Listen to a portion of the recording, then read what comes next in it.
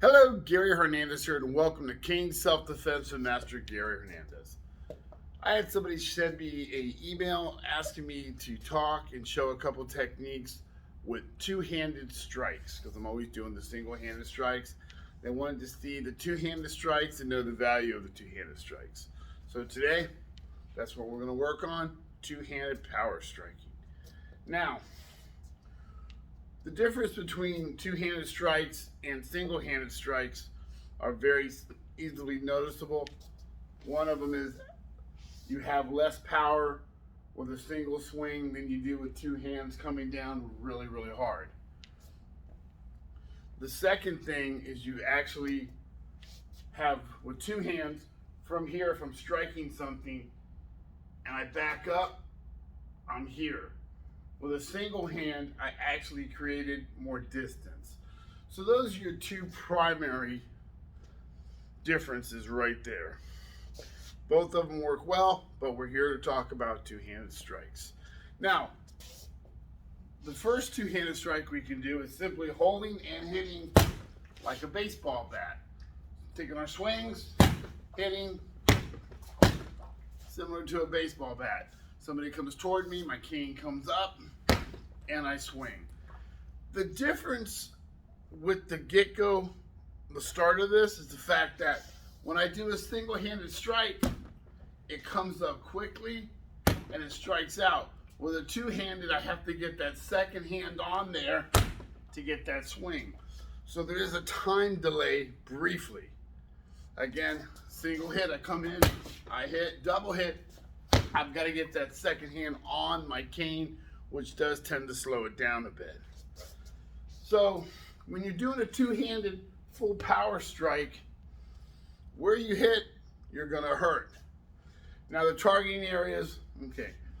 I'm going to cover the head first. Obviously, if I hit somebody super hard with this cane with two hands, there is a very strong possibility I could kill this person.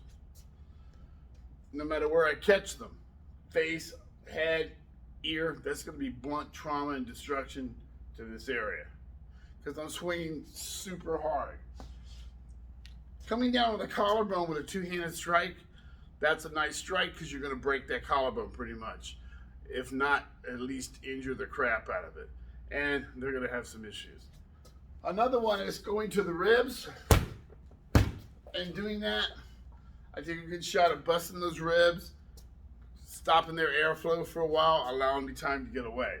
If I happen to step to one side, hit them in the stomach, catch them in the chest, it's going to hurt, it's going to back them up. Going for the throat, there's a chance I can collapse that throat and kill them. So, again, how much of my life is on the line versus me just slowing somebody down. Then obviously, two hands swinging into the knees. You got to break that knee. If I go into that upper thigh or even calf area, I'm going to injure that leg. They're going to be hobbling. So two-handed strikes do have a lot more power, obviously, than your single-handed. So your hits are going to count more. Now, another two-handed strike you can do is the bayonet strike. And we've done that many times before. I'm holding my cane, coming in into the solar plex area. I can come in into the groin. I can come downward on the collarbone area. Now, being that this tip is a lot more narrower than the handle, I try not to go to the face too much. Even though I still can catch it and I hit that throat area, I prefer using, whether I have a standard round crook or a derby style cane, I prefer the bigger area when I'm doing a two-handed bayonet strike, because then going to the throat, I got more surface area. Going to the face, I got more surface area. So I'm actually going to hit and be a lot more accurate. I can still come down on that collarbone. I can hit them in that solar plex, hit them in that stomach, catch them in the ribs. I can hit them in the groin, catch them in the knee. So there's quite a bit of power with that two-handed bayonet strike. Again, you're going to cover more surface area using your crook or handle versus your tip.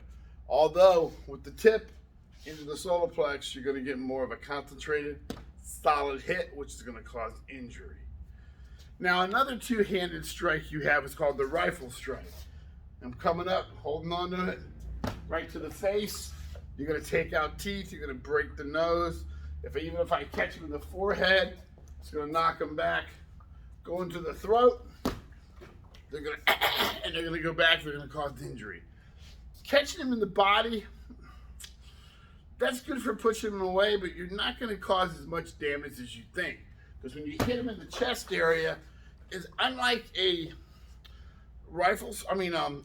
bayonet strike, where it's concentrated, isolated with this end, or maybe even a little smaller and still hitting with this end. When I'm doing it with the whole shaft of the cane, it's hitting with an even hit, so it's dispersing the energy. It's still gonna hurt, knock them back, but it's not gonna have the power of a two-handed bayonet strike. Whether I'm going to the stomach, chest, going to the head and throat, more of an option. Coming down on the collarbone, that will give a pretty good striking area. It's going to hurt as well. I feel coming down with the handle or the tip will cause more injury than coming down with the whole shaft, because I'm still dispersing the weight across these target areas. They throw a kick and I catch that knee or shin, then that's going to hurt quite a bit.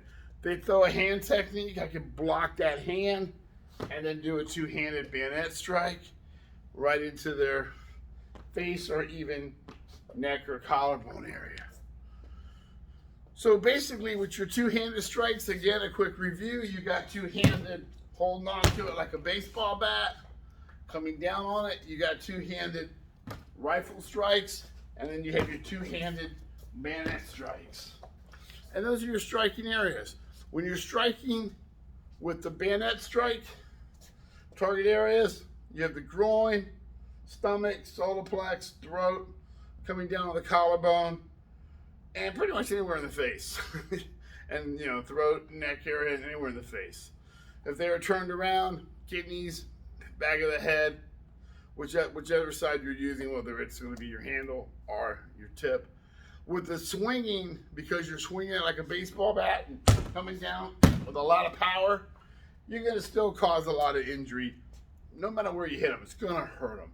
Obviously the head, you might kill them like we said, but you're going to bust that collarbone. It's going to hurt that stomach chest area. You could break that knee. There's a lot you can do. And then your rifle strike, again, your maximum areas to strike to get somebody off you will be face and throat. In the chest and stomach, it's going to be more of a push away. Still not going to feel good, but it's going to push them away. In the back area, kidneys and back of the head will cause a lot more injury. Or coming down on that collarbone is going to hurt. Blocking those punches, when they're throwing those punches with a hard piece of wood, that's going to stun that hand, draw it back, and allow you to come through with a secondary hit. So those techniques I would work.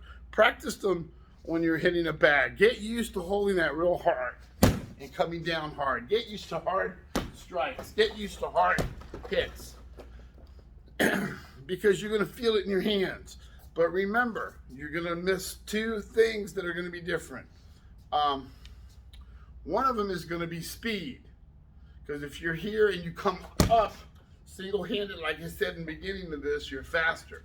When I come up and have to get that secondary hand, plus I just kind of drew back. From the get-go, I'm swinging like this with one. When I come up with two hands, I'm having to turn my body as though I was hitting with a baseball bat. So you lose speed and you lose a little bit of that surprise. You do gain back power, obviously. But another thing, remember, when you're swinging with two hands, and again, if my distance is here, and I'm not leaning. If I lean, but look how far back I am. Single-handed, you got that extra reach. So you give up something, but you gain something on both ends. So hopefully that helps. The two-handed swings and the locations and the pros and cons of it. Gary Hernandez, thank you, and I will see you guys very soon.